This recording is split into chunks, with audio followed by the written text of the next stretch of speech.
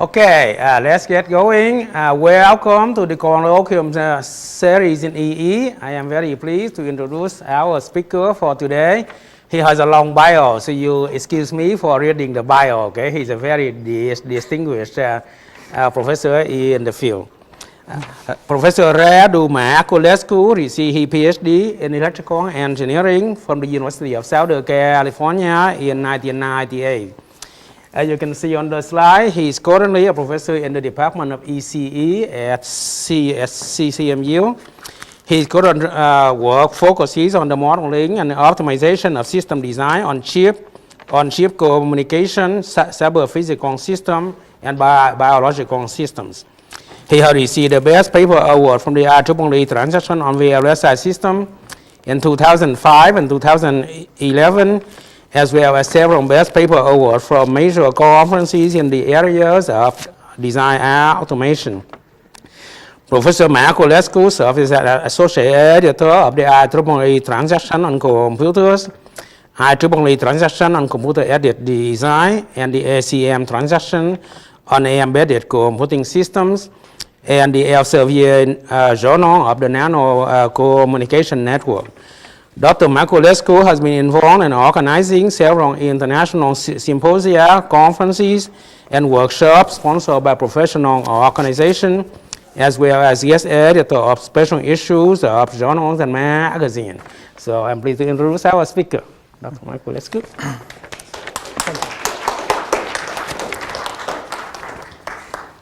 Thank you very much, Manny, for a nice introduction, and welcome to my talk about integrated systems design.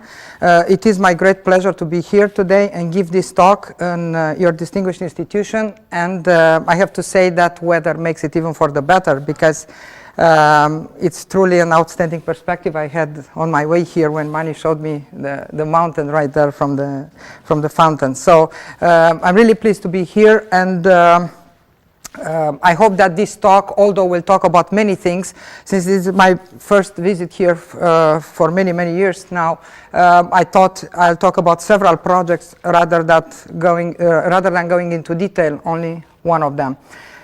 So I'm going to give a short but sufficiently deep introduction into integrated computing platforms, and more precisely I'm going to focus on what's relevant from the multi-core paradigm, which is one of the main changes in the design landscape these days. Then I'm going to talk about three issues that I feel are going to play, they play already, but they are going to play even an increasingly important role in the design of future 1000-core systems, in case you heard this terminology. And these three issues are workload modeling, scalability issues, and finally user impact in designing these systems. And I'm going to cover some of the modeling and the optimization issues that are behind this kind of systems. Then I'm going to change the discussion to cover some of the new issues in designing cyber-physical systems. These are systems that have a much tighter connection to the environment, therefore some of the design paradigms need to change accordingly.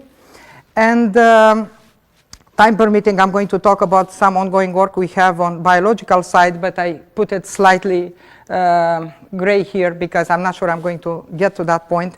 So just to make it clear for everybody, I'm going to talk about three main problems, okay, that I highlighted there: workload, scalability, and user, and two different projects. One in the silicon side, which is the multi-core part, and one on the cyber-physical side, which has to do with bio-implantable devices and things of that nature. And in case you get bored or you need to leave, here is the message. Is the short message of this talk, namely that the network paradigm is essential to designing future systems, either in silicon or in biosubstrates.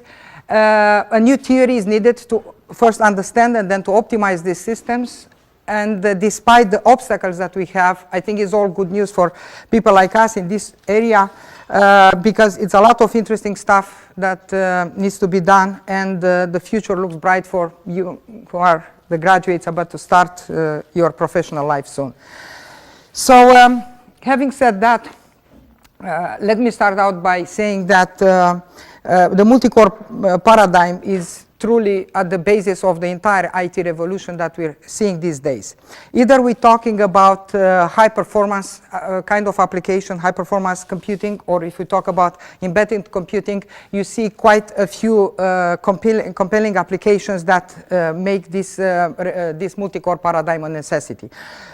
More recently, these cyber physical systems with applications ranging all the way from transportation systems to health applications are also relying heavily on this multi-core paradigm.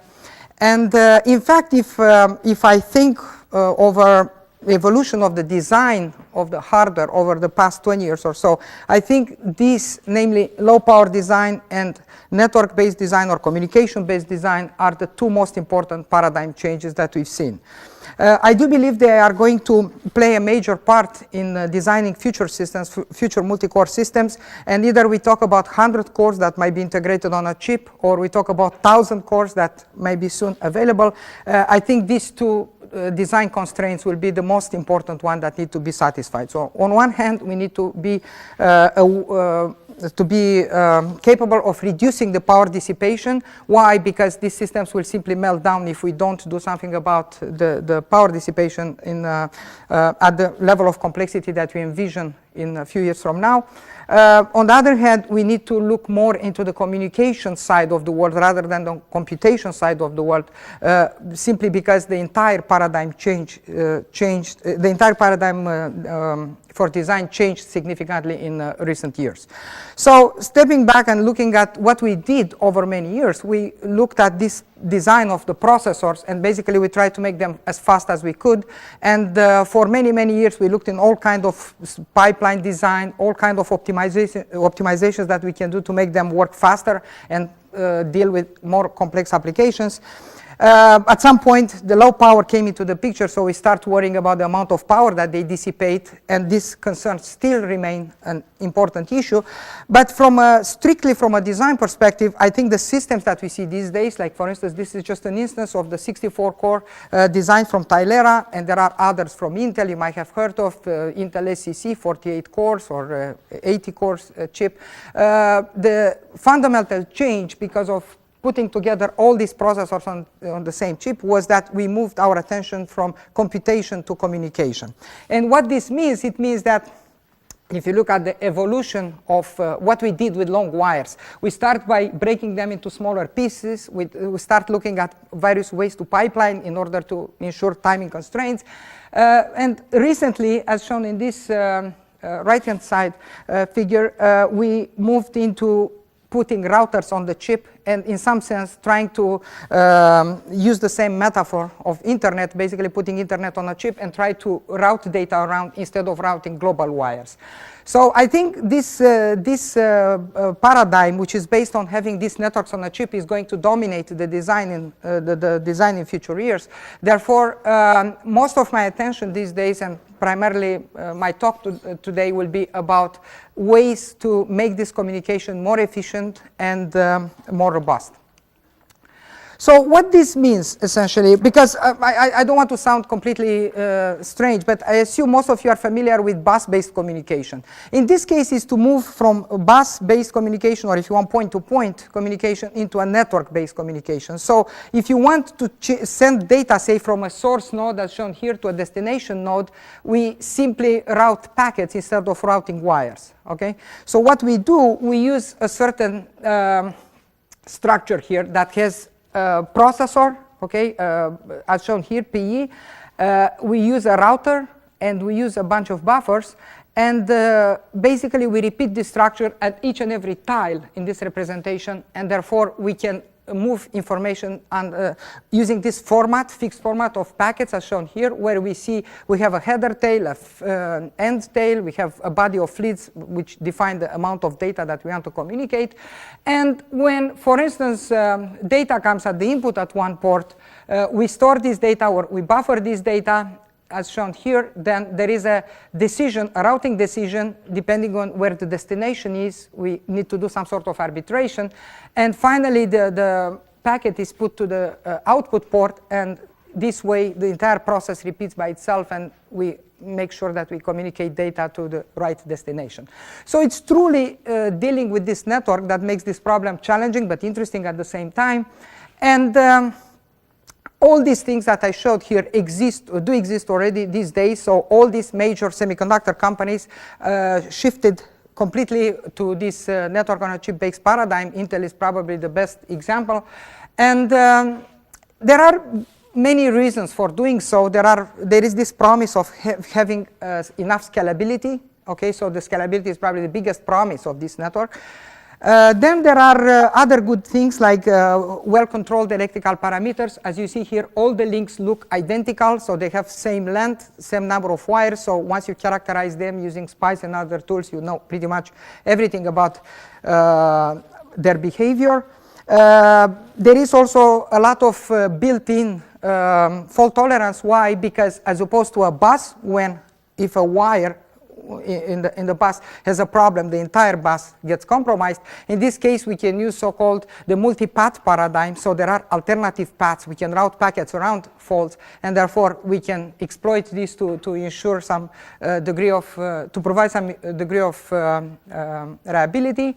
And last but not least, there is this promise for low power design. So we can get all these benefits, but still not wasting a lot of power. So there are many good reasons behind this revolution. And as I said, most of the highest performance designs are based on this network on a chip paradigm. Now, since we talk about networks, okay, I want to just start looking at the modeling, okay, and the optimization paradigms that are suitable for this kind of systems. So the first view that we can take on any such system is a deterministic one. Okay, so what this means, it means if we separate the application, okay, as shown here, we can assume that this is a task graph representing the application that we want to map. And what we have on this representation, we have nodes, which are the tasks, and we have edges, which are communication between tasks. And all these values, okay, that we put here represent either the communication volume, meaning the communication of data that needs to be exchanged, or we have the bandwidth associated this B to these links. So all these are characterized by some sort of fixed numbers, whatever those numbers mean. Could be worst case type of numbers, meaning what's the maximum bandwidth that a link can support, or could be some just well characterized value that represents very well the average value of the traffic through that link. So my point here is that in this deterministic approach, we have either for the application as shown here, or for the platform, we have numbers that characterize this their structure and behavior. So this is why we say this is a deterministic view. Basically, the network equals a graph, right? We used in many contexts in computer science in general graphs to represent various things, and we have costs on the edges, so on and so forth. So this is the first view. Okay.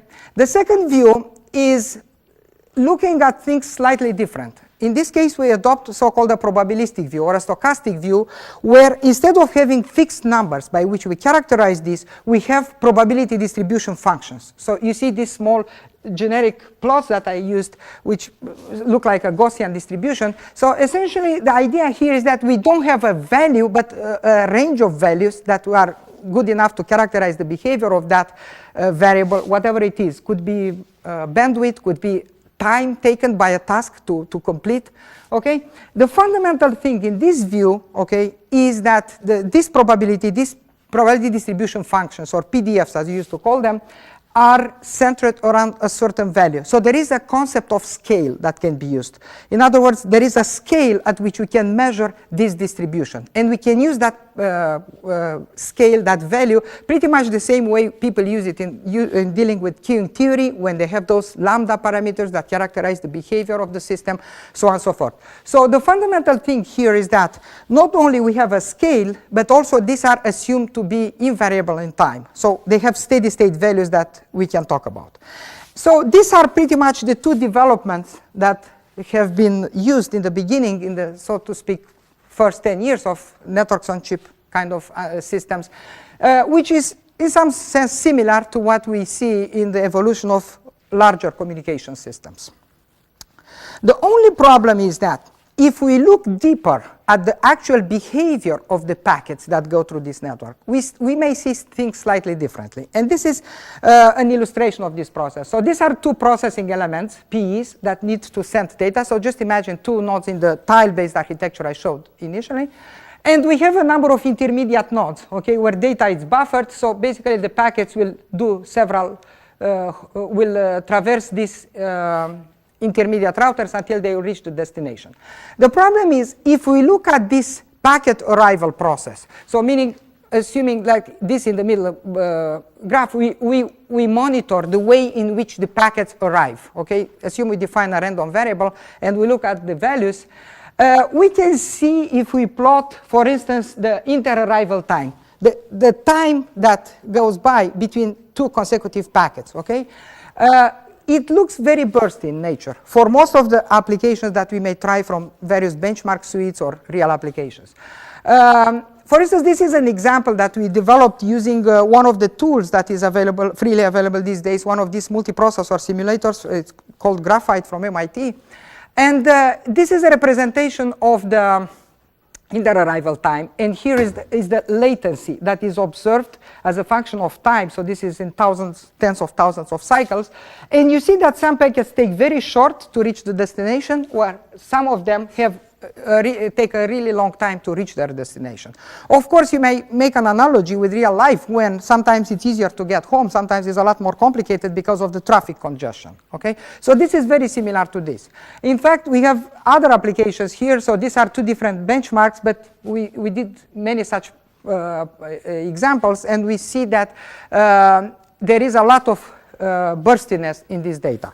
So the problem is, if we look at this type of behavior, this bursty behavior, there are two fundamental things that change completely as opposed to the framework I presented earlier with these stationary values that have a very well-defined scale.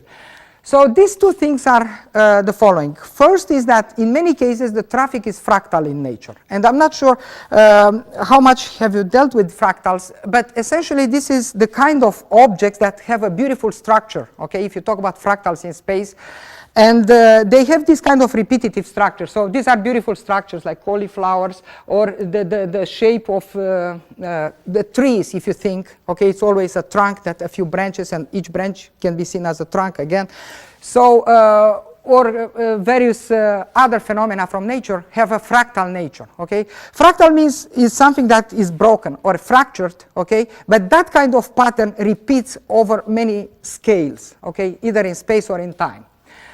More interestingly, if you look at the data, at the type of behavior that I just showed, and you try to monitor or to analyze some values like mean, variance, this kind of statistical things that you will find, for instance, in MATLAB, you see that in many cases they are non-stationary. Okay, so this is an example of some data that shows that over time you cannot talk about an average value. There are multiple average values, and more interestingly, they change as we look at different time scales. So if you look in minutes, or if you look in seconds, and if you look in milliseconds, or if we look in microseconds, those scales appear to be there, but they change, and there is no steady state value that can be reached. So what does it mean? Well, for us, this means that if we go back to the representation I used, we have to replace those nice PDFs that I was talking about with some sort of 3D structures where we need to include explicitly the time into consideration. So these are more like 3D objects now,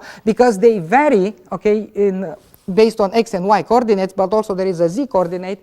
And you see here, for instance, the probability of having a communication volume greater than a certain threshold, okay, as a function of the communication volume, and this is the time, for instance, associated to this node. We still have this kind of 2D characterizations, as you see in some of the nodes, but in many others, this may not be enough, which means if we observe data at different points in time, that image we may have needs to change. So, and this is true even if you look at the architecture itself, okay, at the router behavior, you may see this kind of behavior in time that changes. So why is this important for us? Well, it's important because the main message of this type of plots is that we need to look and to take explicitly time into consideration. And we, as computer engineers or computer science people, are not very good. We're good at abstracting time away, okay, in general. We don't deal with time. We deal eventually with events or sequence of events. But this shows that we need to explicitly embed the time, we need to have an explicit timing model embedded into this kind of model. And this is not easy. And the remaining part of my talk will show various ways in which we can take time into consideration. So the first thing I want to do, I want to look this time at the same network. Okay, so let's start from the very beginning. The first image I was talking about, deterministic, is whatever Euler proposed to us 200 and some years ago, right? A network is a graph, right? Essentially, you have edges and you have nodes and nothing changes. Okay, that was the image number one. Image number two was a graph as a stochastic system. Okay, some things change because they are seen in a probabilistic manner, and as time goes by, we have some probabilities. We are not 100% sure, but we have a good probability. Now I want to talk about a third image, network as a thermodynamic system or network as a gas. Okay. What this entails, so this entails a few things. First of all, let's imagine ourselves as becoming packets, okay? We do not look at the network, okay? We do not look at the network from a top-down perspective, like a dead entity, which is fixed there. But we assume that somehow we can get at packet level, and at that packet level, the entire semantics of the network disappears. You don't see any big scheme behind you. All you see in front of you or behind you is a packet either not moving ahead or a packet pushing you from behind. So is at that flat level when you feel only this pressure of other packets in the system. Okay, so in this kind of representation, you may assume nodes as being represented as being some sort of buckets where the packets accumulate, as you see here. So these nodes have a certain capacity to store packets, and while packets are moved around, you can come up with many metrics. For instance, you can even talk about energy here as a function in a sort of informational way, information theoretic way, if you want, where you have the packets accumulated at based on a different time scale as a function of the time elapsed by, and you see some sort of relationship that can be defined depending on the position. Okay, so this energy level can be associated with packets at different points in time. So the energy here will be different than energy here, than energy here, than energy here. Why? Because the number of packets that come and go is different. So in this kind of representations, we can do even more. We can associate each such buffer a fitness function, as shown there on the right-hand side. What it means, some buffers are simply more fit at attracting packets, and this is life. Applications are heavily skewed. They are not uniform. Okay, so some nodes attract a lot of traffic, some nodes attract much less traffic. So there is a fitness function that can be associated, and therefore we can see the entire network as a competitive system. So nodes fighting to attract these packets. So the interesting thing that I want to talk about here in this representation is that, well, when you move a packet from this point to this point, all it is similar to this thermodynamic gas. Assume these are the molecules. The only thing is you just impose a grid, okay? And you can assume that each grid has some sort of small gaps through where the packets go. So it's like imposing a grid over this and see how these packets move from one cell into another, okay, if you assume this. So in this representation, the analogy with the thermodynamic system is immediate. So in one sense, if you think about a thermodynamic system, this blue one is just for visualization process. It's just a molecule like any other. So in order to increase the agitation, what do I need to do? Okay, I just need to heat it up, right? So basically temperature plays a significant part. So for instance, if I assume that I increase the temperature, this is what's going to be seen, right? More collisions, more congestion, more whatever. In the packet here, in the packet-based communication here, what do I need to do? I need to increase the packet injection rate, inject more packets at higher rates, and then I'll see pretty much the same kind of effects. So why is this interesting? Well, it's interesting for two reasons. First of all, it changes the entire problem, meaning routing packets into a network, the way we see it from very beginning, very early days of the internet, becomes in fact as a transition between different energy levels in a molecular domain. Okay, so routing a packet from here to here becomes equivalent to moving from one level of energy to another in particles, in quantum particles, if you want. And the second issue, all right. Just give me 1 second. It won't advance for whatever reason. Okay, in the second issue that I was mentioning is that, in fact, we can take things that happen at molecular level or atom level, if you want, and translate it into particles for us. Let me give you this analogy. So, in general, in the quantum world, if you think about particles, there are two types of particles, okay? There are many, many, many names, but two classes of particles in terms of behavior. One of them are bosons, and one of them are fermions. And you see some example of bosonic particles. These are particles that tend to aggregate on the same energy levels, okay? So what it means, if you have energy levels shown here, okay, the bosons are the ones that tend to get together, are social particles if you want, and tend to get together on the same level. So for instance, this one, okay, this point on the wall is a multimedia demonstration of a bosonic behavior. That's why we obtain that, because all these tend to get together and stay in the same energy and emit the same wavelength. That's why we get this laser operating like this. On the other hand, okay, and this is an example of this kind of behavior, just to give you a sense of it. On the other hand, there are so-called fermions, okay, which are loners. These one are particles that tend to be one per level of energy. For instance, electrons are such an example. They don't get together, and you see, some of you who may remember from physics, there are these kind of behaviors, you know, half of spin, plus, minus, that kind of thing. So in this case, the behavior is pretty much like that. The fundamental thing that is an exercise, if you will, of imagination, okay, is to think that these things occur also at macro scale, okay? For instance, if you think about real world, this is a bosonic type of behavior, or that is a fermionic type of behavior, okay? For instance, this is type of, you can say fermionic, each of you has a clear position, as opposed to if this would be a concert, a rock concert, everyone will be here trying to touch me or something, right? That will be a bosonic type of behavior.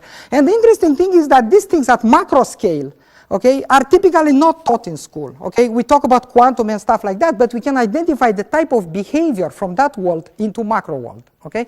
And why is this interesting for us? It's interesting because here there is a transition, okay? These do not exist typically in a pure state. There are transitions between states. And this is the transition that I want to talk about now. Let me give you an example. I was just telling you that routing a packet in a network like shown here, okay, let's assume this is a simplified network, is equivalent to moving packets between energy levels. Okay, so suppose you want to route XY routing, move this packet from here to here. So what needs to do? On each buffer, I associate an energy level. Okay, you see these energy levels, 9 of them because we have 9 nodes, one for the input buffer, one for the output buffer. So first the packet is on the input energy of buffer 7, okay? And then it needs to move first to the output of buffer 7, and from the output to the input of buffer 8, okay? So this is the type of behavior that I'm talking about. And if you want, you can see it there in a different, animated in a different way. This is what's going on here. Oops, I'm sorry. By the same token, each and every operation in a network, okay, duplicating packets, dropping packets, rerouting, anything can be conceived as a movement between these particles of energy. And it's interesting because in the same way in which these packets or this kind of behavior in complicated systems moves from bosonic to fermionic behavior, the same way in a network we see these phase transitions. Okay, we're just not aware of this, but this is exactly what happens. And this is what I'm going to show with a simple example. So assume a multi-core system that has 16 cores as shown here. All these modules are taken from a real application, multimedia MPEG-4. These are some DSP modules, these are memory blocks, these are CPUs that are used to process data. It doesn't really matter. So essentially, all this task graph gets mapped into this set of processors. And if you focus on some of this communication, for instance, the communication happening between this module and this module, which in a network will translate into routing packets as shown there, the interesting thing is that if you look at the real data and you monitor real data when you play this application, so for instance, you play this application every time when you click on your computer to play a CNN clip. Okay, but of course, in this case, I don't play it on a laptop, I'll play it on a 16-core processor. Every time when I do this and I look at the inter-arrival time, I see the type of phase change that I mentioned between bosons and fermions. The phase change is shown here in this blue line, okay, which shows the proportion, okay, the proportion of packets that satisfy, okay, a Poisson distribution of the inter-arrival time versus a power law, okay, or a non-Poisson distribution of the packets. And you see that the proportion decreases dramatically, okay, as we increase the average packet injection rate. What it means? It means that the more performant I want to make the system or the network, the more packets I inject, for instance, for increasing the quality or playing a larger movie or using a bigger image on the screen to project that, okay, we move toward the right-hand side here, and what this means, it means that the packets will tend to fight for resources more and more, okay? So this is when the change, the phase transition will move from this left-hand side toward the right-hand side, and you see this pretty much abrupt change that happens, okay? Why is this important? Well, it's important because the type of formalism that is used or should be used to deal with these systems should change accordingly, okay?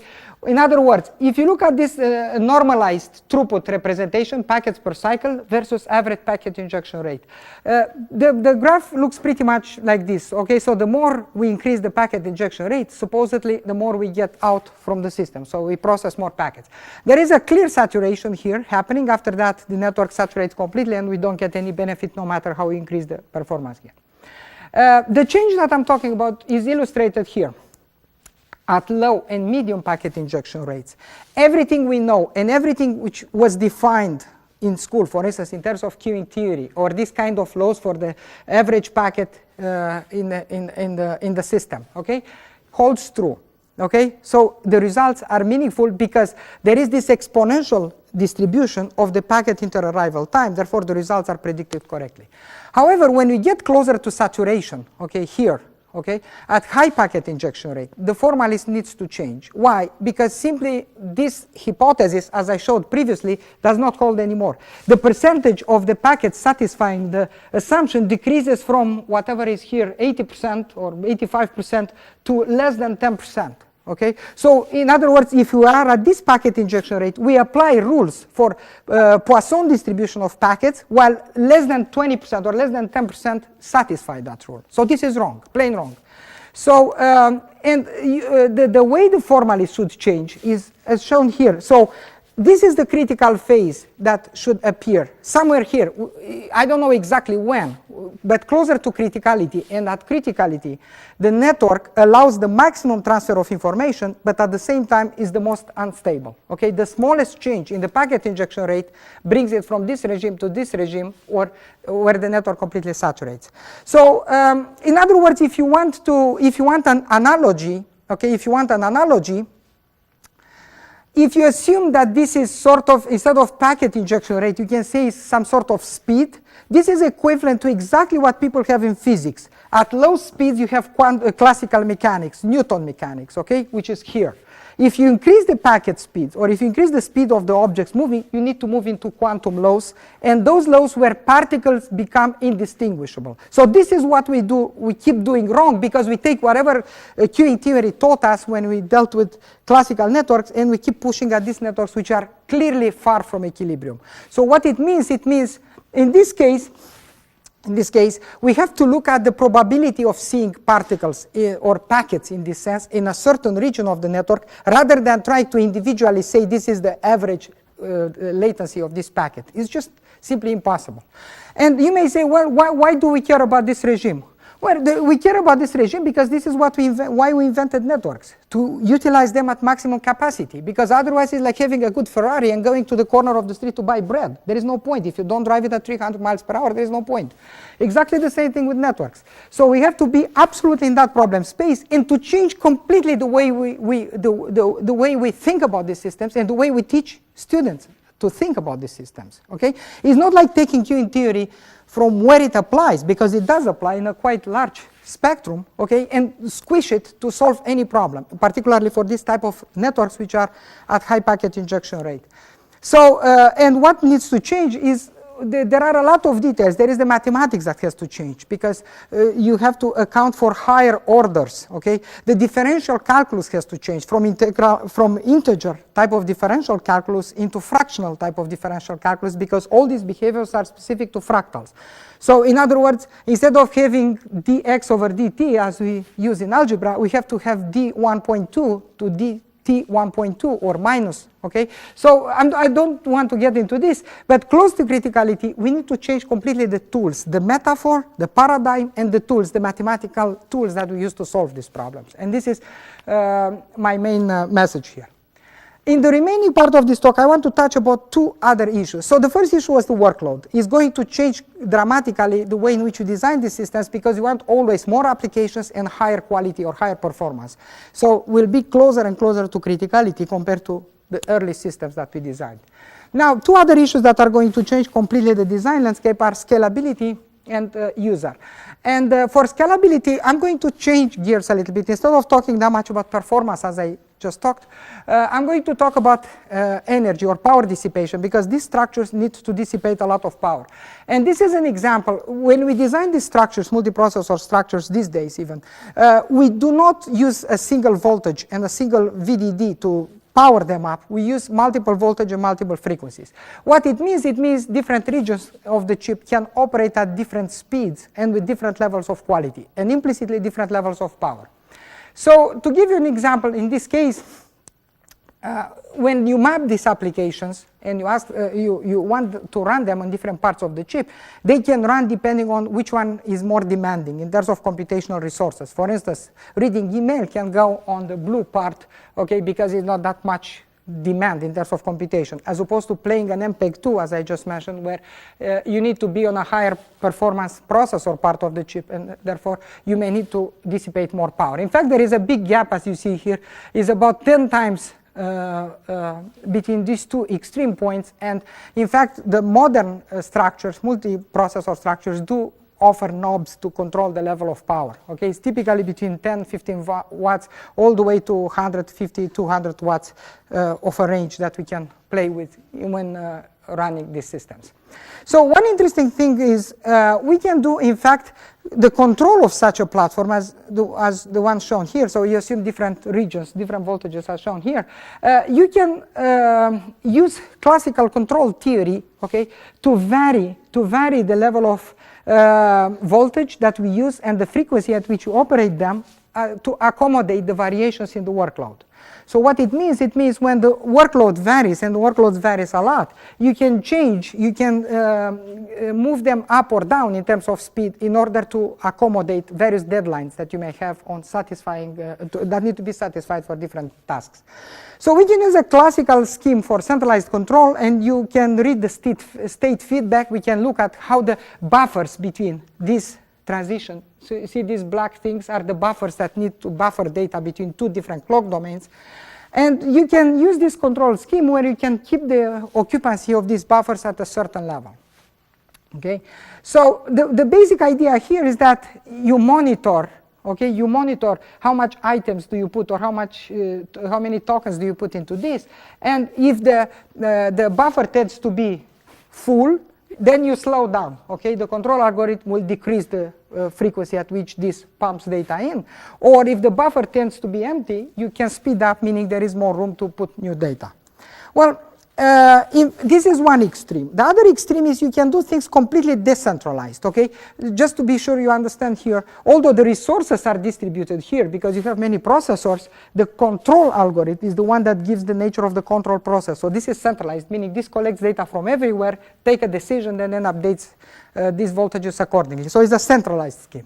You can go in a complete different direction, meaning you just assume a completely distributed scheme, and this is one such example that was implemented as a chip about 2 years ago, when in fact they implemented a completely distributed solution by using game theory. So by making this analogy between people and processors and using the characteristics of the process involved in each and every tile, by playing a game, okay, people, in this case the processors, can agree on a certain voltage change up or down in order to satisfy some sort of objective function.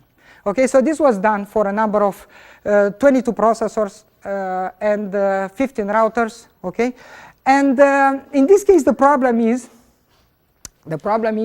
as opposed to the centralized version, is that you operate only with local data. And if you operate with local data, the problem is you may take the wrong decision sometimes, okay? Because you don't have complete information about the system. But it's very scalable and very lightweight, so to speak.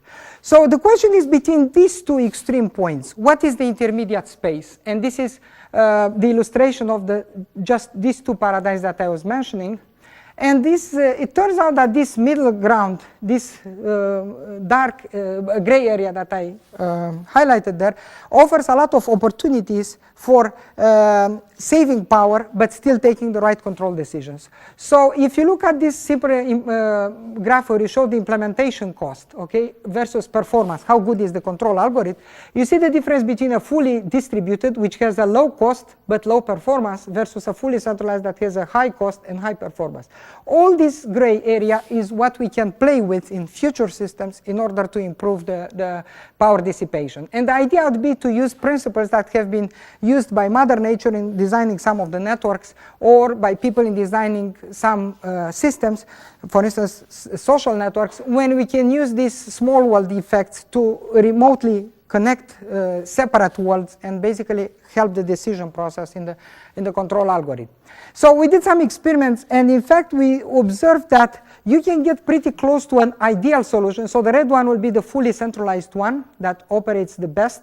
And this one in blue is the fully distributed one, which goes very slowly toward this one. So after significant amount of effort, so to speak, you can reach the same performance. But if you look at the gray one, you can get pretty close to the ideal case, which with much less resources. In fact, you can get, if you look at these percentage numbers, which are sort of preliminary, with minimum investment, you can get pretty close to where you want. So this is another direction in which we can go for large-scale systems when we'll talk about 1,000 cores. Because the problem with the 1,000 cores, just to gather and just to send back the information will be too costly. That's the main issue when you go to this kind of large systems.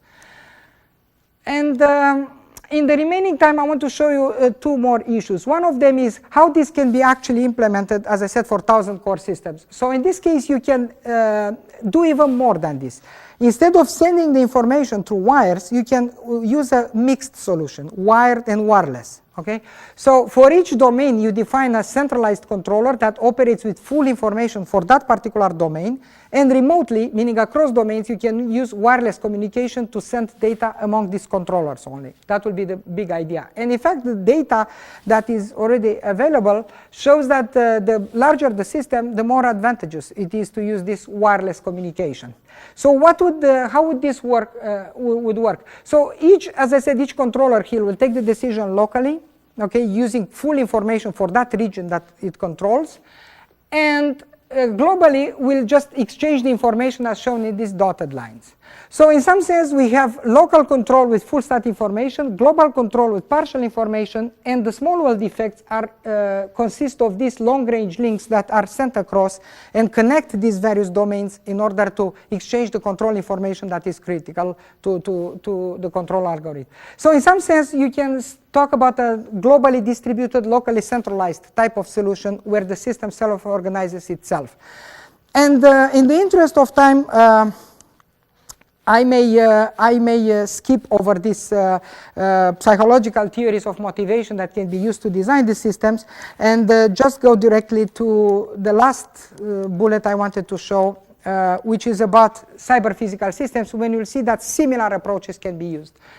This one is about bio-implantable devices, essentially pacemakers, for instance, where data is sensed directly from the heart, okay, as shown through these wires over there, okay, and based on the condition of the heart and based on the condition of the system, some impulses are triggered, okay, in order to help the heart provide the impulses when the impulses are not there naturally.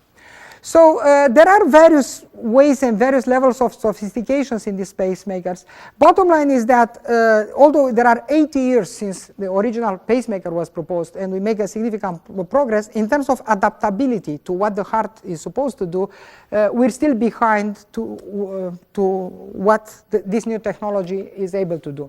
So in this case, what I'm talking about the controlling the so-called R waves or RR intervals between two of these pulses, and I'll just play a short video to see what I'm talking about here. Okay. The heart is a beating muscle that pumps oxygen and nutrient-rich blood throughout the body. Each beat is stimulated by electrical signals that pass through the heart muscle or myocardium. In order to examine the function of the heart, a doctor may perform a test called an electrocardiogram or ECG, also referred to as an EKG. During this test, electrodes are placed on the chest and recordings are then made of the heart's electrical signals. Sometimes the electrodes are also placed on the arms and legs.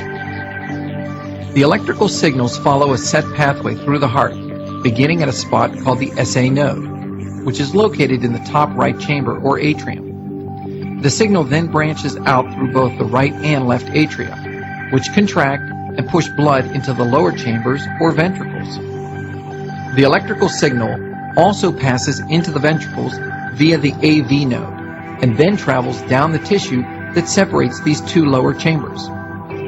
Finally, the signal travels back up the ventricles, which contract and pump blood to the lungs and body. Variations from the normal electrical pattern. All that matters in this case is the interval, the inter-arrival time between these two impulses. The problem is as follows. If these impulses are too far apart, it may lead to difficulties for the patient because the heartbeat is not properly regulated. On the other hand, if the signal comes and the pacemaker overrides that and puts another one, we may have too many of them, which means we may have them too close to each other, which is not also good, okay? So the problem in this case is if you look at this data, how we can best control this thing without coming to calibrate, say, every 6 months or every 3 months to doctor's office. In this case, if you look at the data and you analyze the inter-arrival time, so this is real data from PhysioNet database, you see that if you do this analysis of the inter-arrival time at multiple time scales, as shown here in seconds, milliseconds, you see the same fractal behavior as I was mentioning earlier. So it's interesting that while we are healthy and young, the fractal degree in the behavior of the heart is higher than when we get older or we become sick. In fact, this is a case when the fractal nature of the fractal behavior is reduced, and therefore the heart has a serious condition.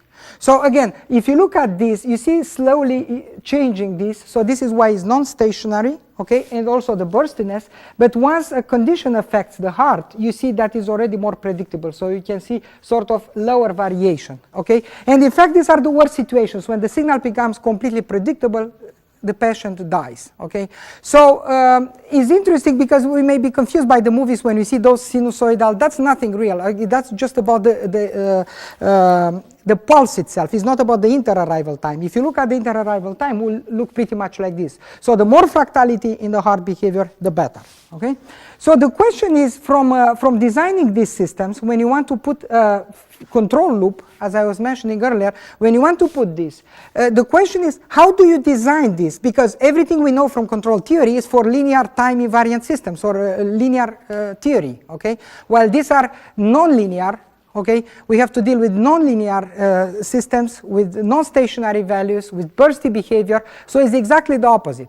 So what we tried to do in a recent project, and in fact we're still working on it, we tried to see if we cannot use these fractal-based approaches to do the synthesis of the controller that can realize this type of stabilization or the control. And in fact we realized that as opposed to the classical linear control theory, we can design better controllers, meaning controllers that are faster in response, meaning they need a time horizon shorter than the classical one would need to stabilize the heart, and they are actually pretty stable or pretty robust in conditions in which we put this kind of signals into it. So this is a wide open area of very interesting research where control theory can contribute together with these multi-core systems that can be designed to deal with this kind of devices.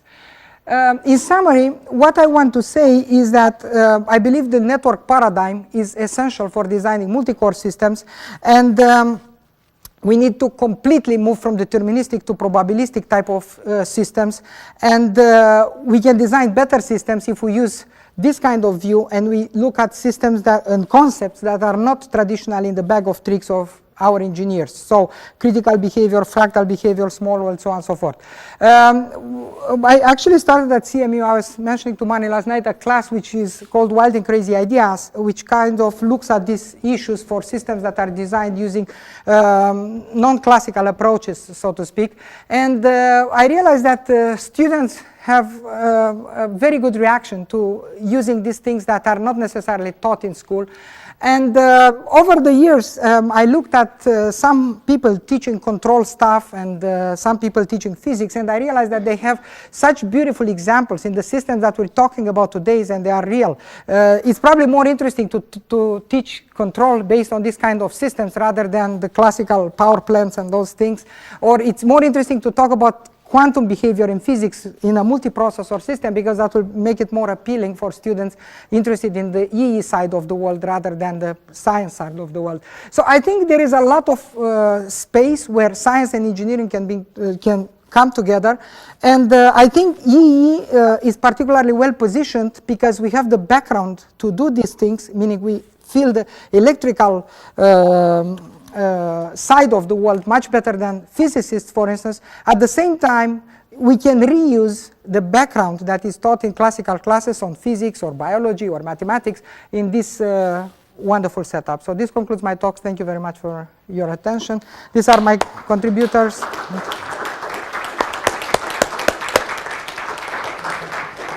Okay, I think we can take one or two questions. So.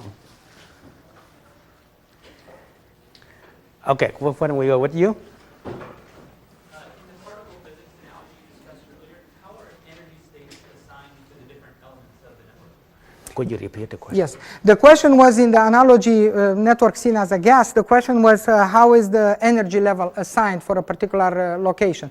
And the answer is, as I said, based on the function that shows the difference in the number of slots occupied in the buffer over a period of time, is the proportionality relationship I gave on that slide. It depends on the position because different buffers will react differently, but essentially in nature it comes from fitness function. Yeah, it's a very interesting idea. Couple years ago, people in the network area, they also try to use this self-similarity, try to model the big network. And the reason they are able to do that is because we have a very strong protocol among all the nodes. We call it TCP protocol, which allow those traffic self and distributed in some manner so that those communication will be self-regulated. But in your case, I didn't see that kind of protocol being mentioned. In the past, when we have this SOC design, we most likely just use a switch because then we don't need to use the routing, we don't need to use the packet concept. But in your case, you want to use the routing, you want to use the scaled down network concept. But I didn't see the routing protocol mentioned. Do you have any idea on this? Yeah, so the question was in terms of layers that are obvious in the macro networks that involve the routing issue did not appear explicitly in my presentation when I talked about these networks on a chip. And the answer is my image is sort of simplified in the sense that it's a system level image. But we do use work on routing, in fact, is used the most in this type of behavior, and we do have flow control, everything else implemented as in macro networks. There are several, in fact in our case it's actually better because we have a complete control of the system as opposed to internet where there is a lot of uncertainty in the system. In our case, uncertainty comes from the application itself, from the sequence of the applications, but in terms of routing control and flow control, we have pretty tight control on them.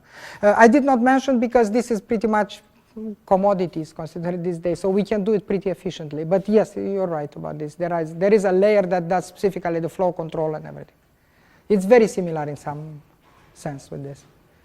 The novelty here, because I'm familiar with the type of work that you mentioned, meaning if you look from the Willinger type of work and all these network guys that looked at the self-similarity, okay, the fundamental thing which bothered me for years, the fundamental things, those all these people, okay, which are in fact disguised mathematicians, if you go back to all the details, do pose a problem. They don't show you how to design these things. And rightfully so, because for internet it's probably very hard to impose certain ways beyond the protocol itself.